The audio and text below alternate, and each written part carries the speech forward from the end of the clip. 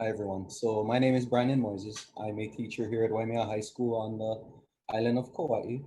I am currently the department chair for our special education department here. So currently I'm the department chair here at Waimea High School. I also teach the career and life planning class for our transition students, aging probably from their sophomore years and up. Um, my 21st year teaching in special education. So that would lead to the question of why do I keep teaching special ed? It's a passion that is hard to describe. I also coach at the high school level, and a lot of our athletes belong in special education or come out of a special education classroom, and I'm allowed to see them without the label when they're on that athletic field surface, and that's what drives me every day to help them get to that next level, to take them from point A, get them to point B. That's what I enjoy. I enjoy that underdog theory that you can come from behind and be successful. You know? Nice. Hi, my name is Lauren Collier. This is my 9th year teaching. I am the department chair for special education at my school. We go on really cool field trips. You can see this is my class in the middle here. We have, the reason why I stay in special education is definitely the students. They're amazing and wonderful and the best part of my job. My students, that's why I stay in. Hi, I'm Cheryl Gu here. I'm a third grade resource teacher. I don't know if you can hear me. My internet's unstable, it's saying, so I don't know if you can actually hear me. Six-year teaching special education. I stay in special education because I like how it's always, nothing's ever the same. It's kind of like, it doesn't get really boring, to be honest with you. I'm one of those that get bored easily doing things. And I'm never bored. There's always some new challenge, but it's also really exciting at the same time. And the days go by fast. The kids are amazing. Families are great. It's just that constant, like feeling like I'm doing something that has purpose at the same time too, and enjoying myself. And I think that's the key in life, is just to kind of find things that you really can connect and are passionate about. And that's why I like special education. Hi, everybody. Thanks for being here. I'm Mo. This is my third year teaching special education. So I actually taught general education first. And I could say that the reason why I moved to special education and why I'm staying in special education is because the students are the boss. They're the ones who guide you in your teaching and how to teach them. Just like Cheryl said, every day is different. I have 3 grade levels, and with 3 grade levels and students with disabilities, you technically have probably 10 grade levels. But yeah, just they keep you on your toes, and you never get bored, and you're like a clown juggling a million things at once. And I love that kind of environment. So special education it is. Share your most memorable moment as a resource or pull out special ed teacher. So I think when you teach special education, for the most part, for me, I teach a lot of students with learning disabilities. So their attitude for school isn't the best, right? So they already know that school is hard. I don't like school. It kind of affects their whole mindset on learning. And there is one particular moment I'll share. So this child just didn't like school, right? Everything was hard, couldn't do anything, and just was very down on himself. And the parent, and then after, working with him, he was referred, which means he then got services in a resource classroom. I was his teacher, and just the environment was more focused towards him and what he needed. And over time, you see it, the fact that he's able to read slowly better and better affect his social skills and that area of school. And then one day his mom, after, this was pre-COVID, but mom came to me and was like, I don't know what you're doing in there, but he loves school now. He wakes up and he's excited for school. And to me, it's not the fact that like, oh, it's not, the main point of everything is that he has confidence in himself just from being able to learn to read. So one thing can affect the way he feels about school in its entirety. And then I will never forget that moment, because I was just like, well, you know what? We're all a team. You guys worked with him at home, the friends in the classroom helped him out. And it's just that community based, like everyone is a winner in this kid's life. And it was just one of those moments I'll remember forever.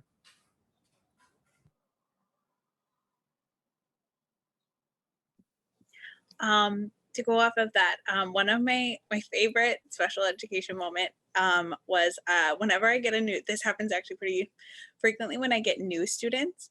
I find that I have my students that I've had for a couple of years, like a new student will get frustrated or something and they'll be like, oh, it's okay, you're new here. Like we have all these, and they like start bragging about how they've had sped longer. Like it's okay, it's gonna be okay. And they're just like so proud to be in my classroom. And they're like, you're gonna be able to do this eventually. You just gotta keep coming here and your life's gonna get better. And I just think it's so cute that they like have this like pride, like, oh, you guys are new, but like this is our place and it's a great place and we wanna be in this place. And it's like, they brag about being in SPED, which I love. Like, it's just like, it's so cute to hear them being like, we want you to be a part of our group and this is our special club kind of thing. And so it's nice when they have pride in the special education classroom.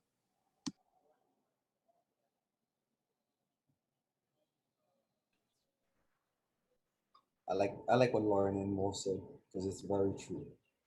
Our special ed kids tell their friends, you don't fail a test to get in SPED, you pass the test.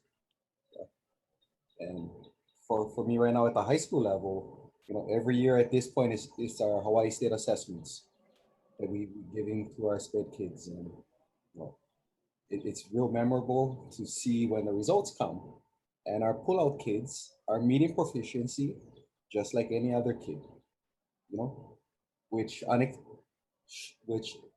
some might expect not to happen, but to see their face when they see their scores, that pullout setting worked. That extra help, that small class setting. And right now for me, in 23 days, 30 days, I get to see them walk for graduation, hold a diploma, get to see their parents' faces, and get to see that pure look of joy, where when they came in as freshmen, they were unsure what would happen over the course of 4 years. And every year, come May, when they stand in on that podium and their parents are breaking every rule, blowing the foghorns and everything they're not supposed to do with noisemakers, celebrating because they may be the very first one in their family that graduated with that high school diploma, or the first one who's looking at going to a community college. And to see that pure joy, that's something that you don't forget. It's something that charges you up for that coming back after summer. Those are some of the best memories, not specific, but in general, when you see these kids.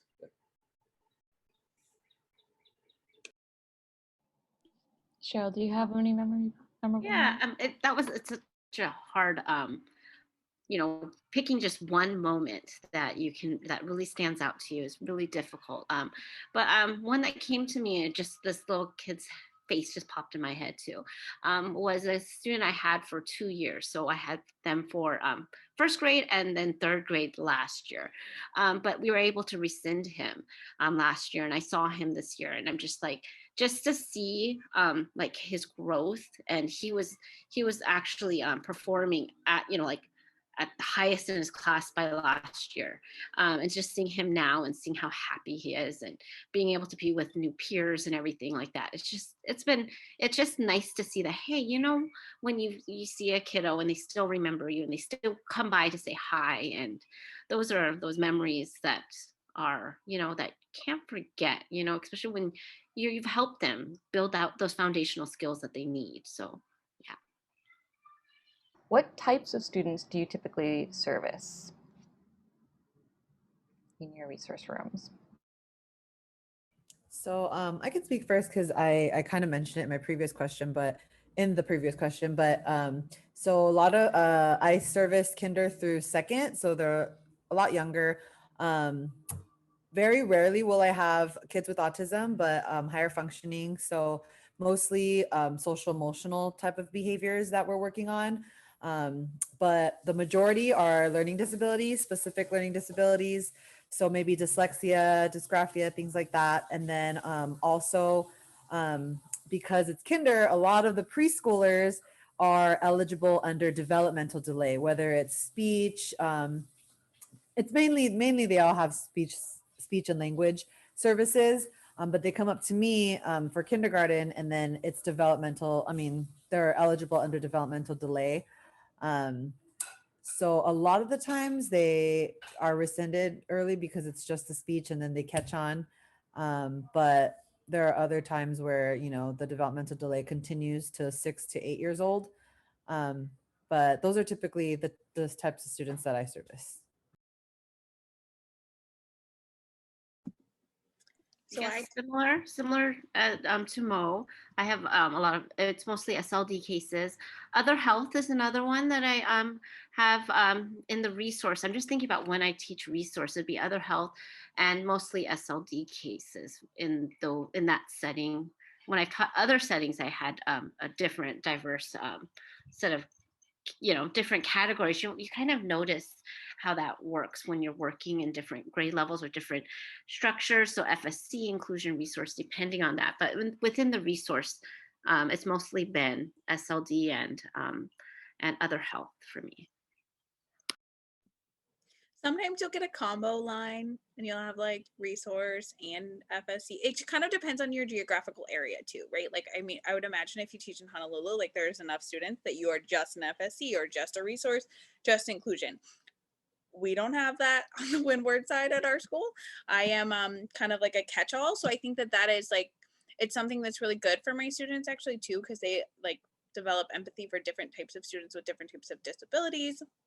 And they like learn from each other. So I think that like, well, if you are a traditional resource, you may have that, but like you may not be full resource depending on your geographic location. And then you could have everyone. So based on my geographic location, like Lauren said, I have the at-risk population in my resource or in my pullout. What used to be SOD for the most part has become ED. So I have a lot of the ED kids, and you can tell that they're with me because at the IEP meetings, we have usually nine people that we have every agency from parole officers to DOH to whatever. So like Cheryl was saying, the interesting part is I could see the trend change where we were around SLD so much. The SLD kids are more in the inclusion setting now. Our ED kids are the ones who need that pull out smaller settings with our SPBH counselors on hand, just in case. But I agree full-heartedly with Lauren. It is a demographic thing because our department is only 7 bodies plus the EAs. We got to take on multiple roles sometimes. We got, you know, our CBI setting will always be CBI. But then you got those tweeners, yeah, that are between a pull-out or CBI or between the pull-out and inclusion, and they usually come my way into that career and life planning class. So a lot of it is more the behavioral, emotional, how to get them motivated before they can try to take on the learning part in math, English, and those types of stuff. Thanks. Go ahead.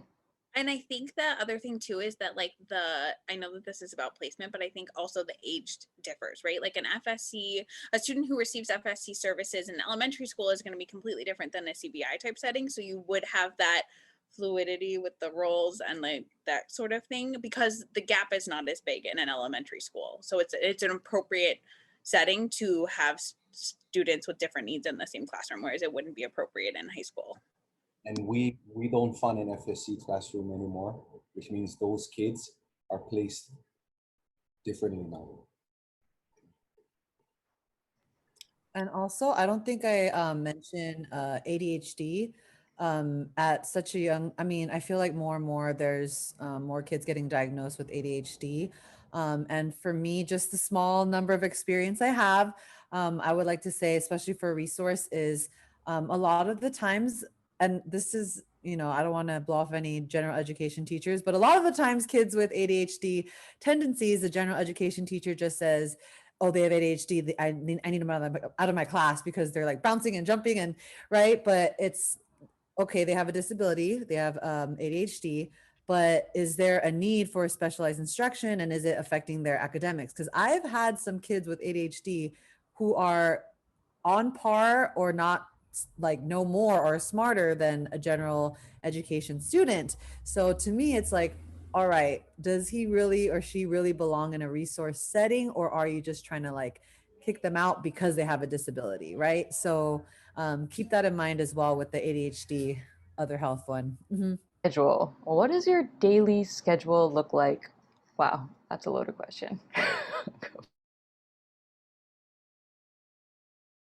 I think that's where you look at, well, this year is so not normal for a lot of us. So I feel like this year as our daily schedule, for me being a resource teacher with third grade, I service 3 different gen ed teachers. Our school is rather large.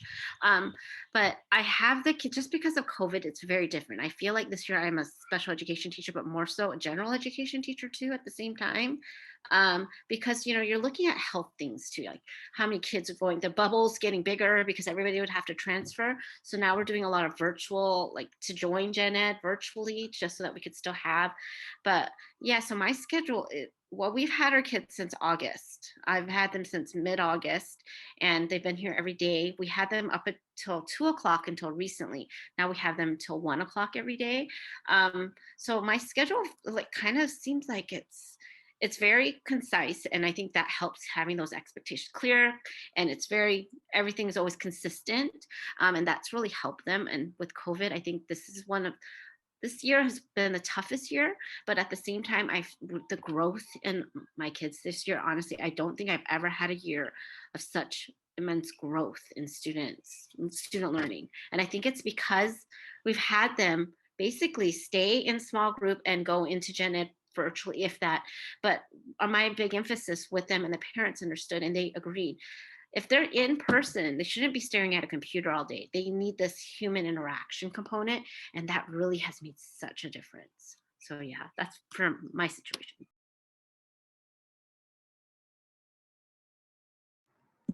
Kind of to piggyback off of that, just to give like a very quick snapshot of the day, like 8 to 8:30 is like everyone logs into their different Google Meets for like their homeroom, whatever.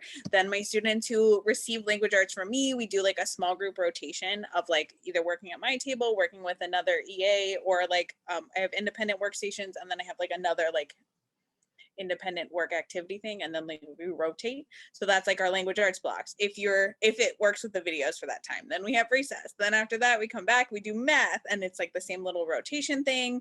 Lunch, then it's usually social studies, science, or Hawaiiana in the afternoon, kind of depending on that. So some of them have logins, some of them don't have logins, some of them have like math was moved that day because the Hawaiian teacher needed to do this. And so I think that there is like a lot of random logins, but I do think that like I've tried to keep my schedule as normal as possible, but it's a lot more logins this year than I had anticipated.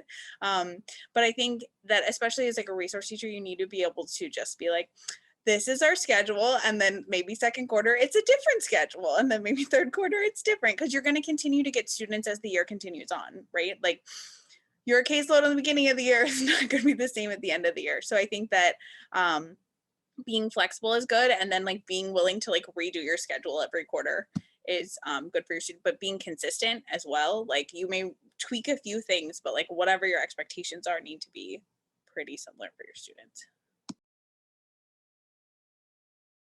I think with that, the kids actually notice when you switch something on the schedule, that they're the ones that usually will tell me, wait, Miss Go, we're supposed to be doing this, right? No, but remember we talked about, we're fine tuning our schedule because we're working on this is a new world right now. And then they're learning to adjust too. So that's, really helpful for them too.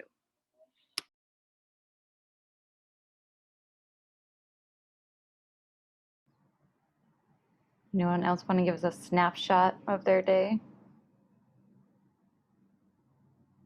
Well, Brendan has high school, so his would look a little different, I think. You want to do yours?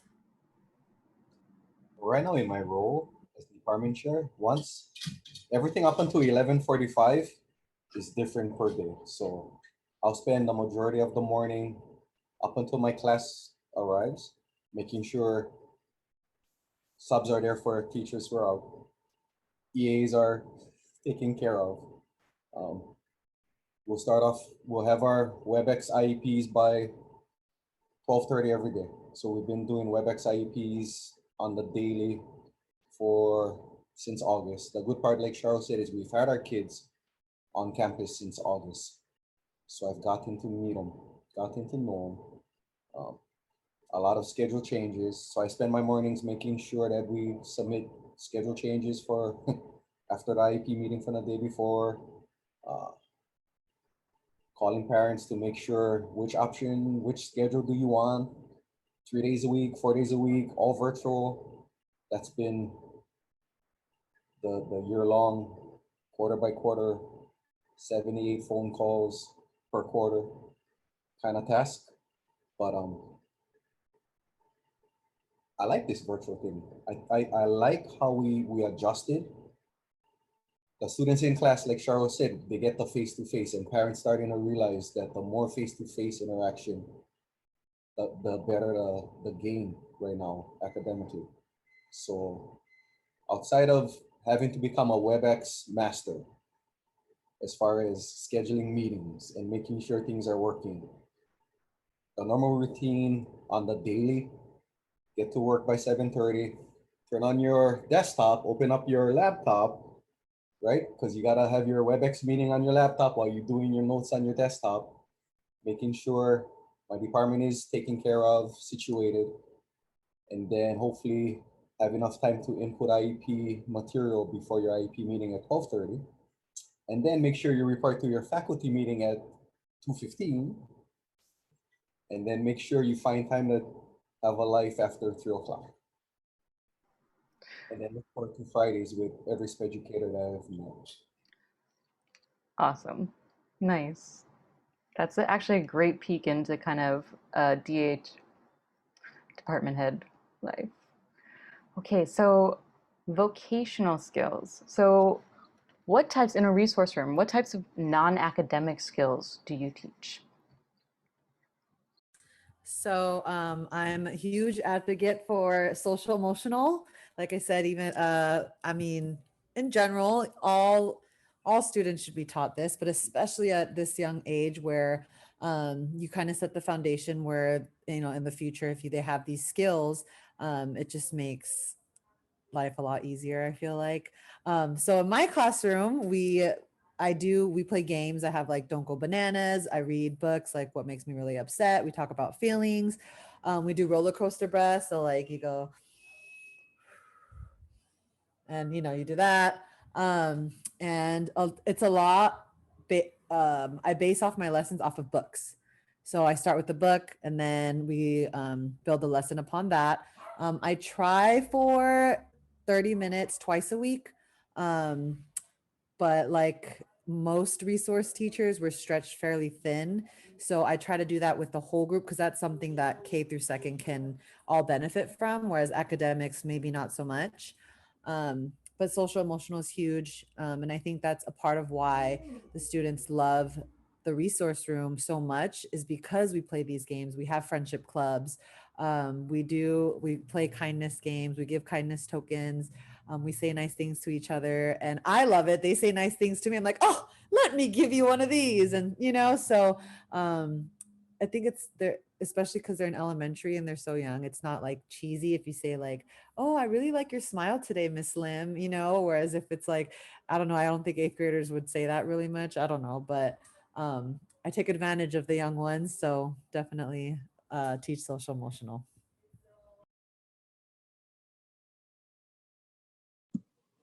I think in elementary school for some of my students, like they still have some of the like weak hand muscles. So we do a lot of like OT for my students who have OT skills. So like whether it's working on like, tying your shoes, because that's really hard if you don't have the muscle strength and you're a 5-year-old like trying to tie your shoes. So that kind of stuff we'll still do. I think for most of my non-academic skills are more for my FSC students. So that would be like, learning to go to the bathroom. I mean, during COVID, we all practiced washing our hands because I'm like, you're 5, we could do a better job at this, that kind of thing. But I think, you know, sometimes like non-academic skills are just like learning classroom skills. So just like making sure that they're able to like, you know, function in school, because that's like a whole new thing for some of our kindergarten students. I guess another just to I guess piggyback off of all of that. Also, teaching even at a young age, even with elementary, we can teach them to advocate for themselves, and that's something that's really important to me. You know, as a parent of a child with a disability, I want him to be able to advocate for himself and what, you know, he needs. And we really remind our students of that too. What are the accommodations you have, even though they're only in 3rd grade? What are those supports that you have in place? Make sure that you have access to them, where they're not just on there they're not on a piece of paper just to be on a piece of paper. They're there for a reason. And you know, making sure that that's something that we need to teach them early on, just to be able to, you know, use their voice, you know, because that's so important. Yeah, I agree with that. I definitely talk to my kids about having a disability, because I want them to know that that's like a part of them, and that we need to like, and I think it's really important to like, especially in elementary school too, because then it's something that they continue on like knowing and addressing sort of thing. And I myself have a disability, so it's kind of easy for me to be like, we'll do it like 2nd quarter, because you know 1st quarter is a lot anyways. And I'll be like, well, I do, and they're like, but you're a teacher, and I'm like, yeah, I expect you to have a job when you're older. Like, and so I think that that's good for like students to like kind of like know not only their accommodations, but like, you have a disability, so you're right, it's not fair, like things are harder for you. I'm not saying that they're not. I totally agree with you, and I think that that's something that's like an important aspect as well. Yeah, I love that, because that's been a push for us at the high school level for the past couple of years, where we'll explain at the IEP, part of the goal of our freshman students is to have them understand the modifications and accommodations in their IEP, and be, like Cheryl said, their own advocates, to go into that inclusion setting and say, but miss, I've put in a lot of time on this work. I'm entitled to my extended time as listed in the IEP. Or, you know what, I'm not getting the way you're doing them. Can you accommodate me and give me some more visual aids? Yeah. So, yeah, I totally love hearing that, because that's been a push for us at the high school levels to say, hey, this is not just a 12-page document. You know, this is almost your empowered rights when you go into the classroom. You know, we're here to support you, but if you can understand it, yeah, then you can learn so much more by being your own advocate in the classroom. So, good point. So this is environment. How does your classroom look different from other classrooms? We don't stay in the classroom. We go outside. We do things hands-on. We are in the process of making my portable building look like a plantation home based on the values that are reinstilled from COVID.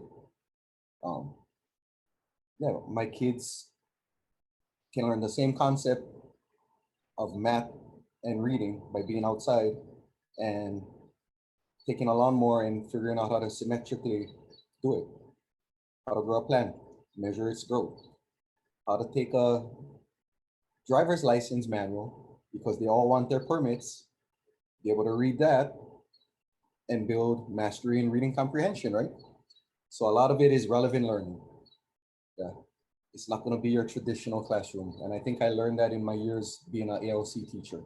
How do I get these guys, how do I trick them into learning? Yeah. And was getting them outside and getting them to do things that were non-traditional, but yet attack the same concepts that a traditional classroom would.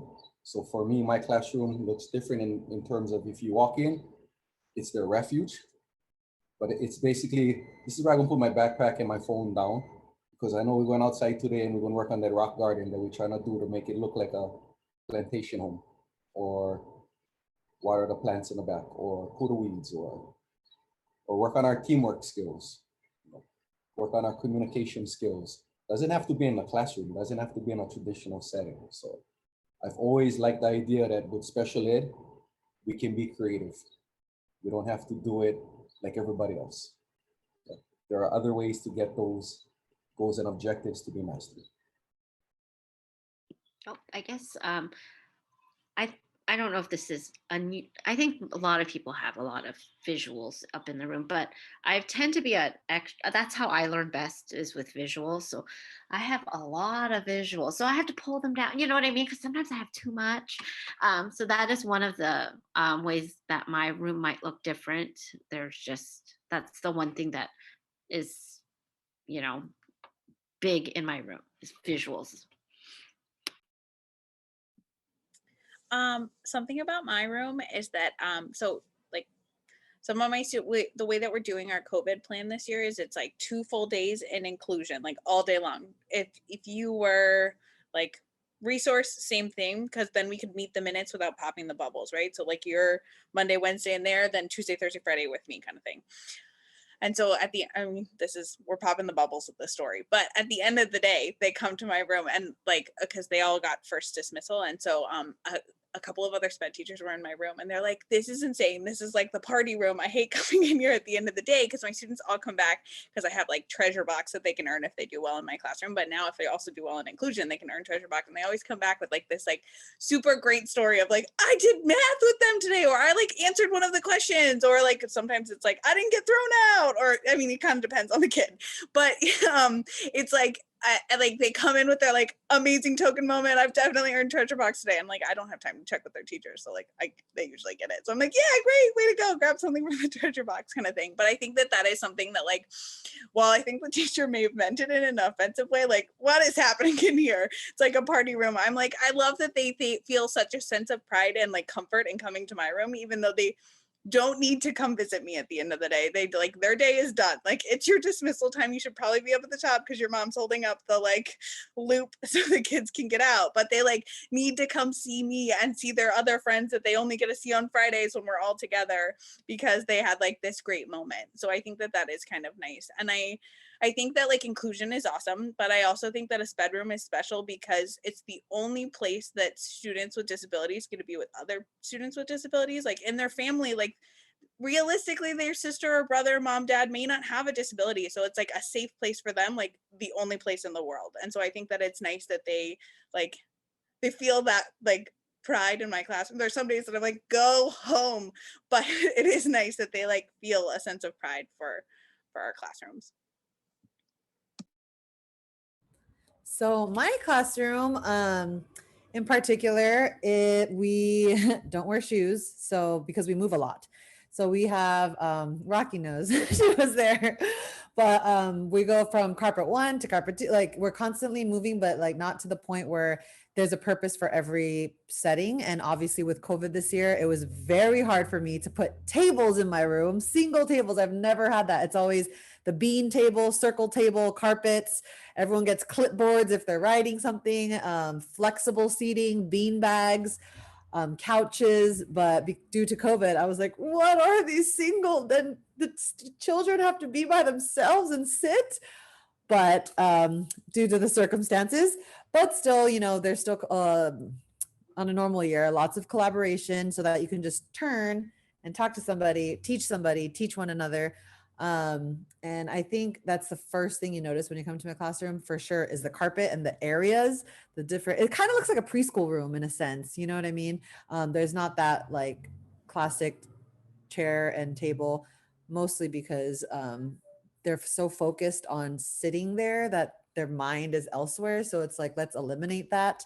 And like Cheryl said, tons of visuals, behavior charts, colors, scheduling, all that good fun stuff. Great. How do you balance whole group instruction with individual goals, individual IEP goals? Could you explain more about your station / kind of area system? I don't do whole group instruction. So that's one way that I balance it, is that just does not happen. It's very challenging to teach your students to work independently in the beginning of the year, but man, it pays off in tenfold later. I am like Mo, and then I do not have I have single decks for like workstations, but we have just the kidney bean tables, and then I put 2 octagon tables, or I guess trapezoid tables. Now we got an octagon hexagon thing happening in the back of the classroom. But yeah, I think I'm being very purposeful about the stuff that you have in your room is important when you're deciding like for your small group rotation. I think it also depends on the level of support that you have. Like some days I have an EA in my room and some days I don't. So it kind of depends what your support level is. But I think teaching some of those independent work skills on work that is actually independent is very important. If it is something that is like going to be extremely like challenging and is not an independent thing, then do not give it to a student as independent work. I think that that was like one of my biggest things that I learned. I was like, oh, but this is something we're working on. And it's like, okay, but like if it's going to frustrate them to try and do it alone, then it's not a good idea.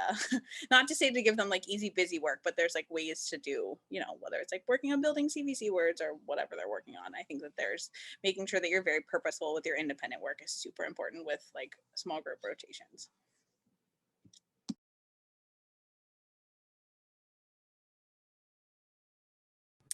So for me, I start every day with whole group just to kind of, you know, good morning, everybody, da da da. And then I do reading instruction with Orton Gillingham. So all grade levels, and you know, at some point, the older ones, they're like, they pretty much, they know all the, you know, so then they teach it. So I sit back and, you know, it's great because I have some of the second graders teach it to the younger ones. So kind of giving them purpose too, like, oh, you know, you mastered it, you're the teacher, go ahead. I do that very often and I use it for my advantage. I have a lot of the higher second grader kids work with my kindergartners, obviously not for data collection, but just to practice skills. And then because my EA the entire time she's pushed in, so she helps my other students in their gen ed classrooms. So I definitely, you know, in the beginning I was like, how is this going to happen? I never had 3 grade levels before. But soon enough, you get second graders can do a lot if you've only taught first and lower. So even with writing, even hand on hand, they help with the kindergartners. It's great. So utilize the ones who can take on that responsibility for sure. And then that's, you know, the pairing small groups. And then that's when, if I need to take data for their individual goals, then I'll pull that student while I pair group other students together. Okay, so within my room, so since I didn't really specify how we run our day, but we start from 8 to about 8:15, 8:20 is like that's when they go online to their gen ed classes and they meet with their peers. But from 8:15 to 9 o'clock, there's that 45-minute block of time, which is usually my bell work time, which is just like Lauren had mentioned, that's when I do it's independent work time. They all know they have an independent work binder. And then that's when it's all things that are based off of their goals and things that they're accustomed to. So, and it's a lot of like some of it's repetition just to see if they've really mastered certain skills.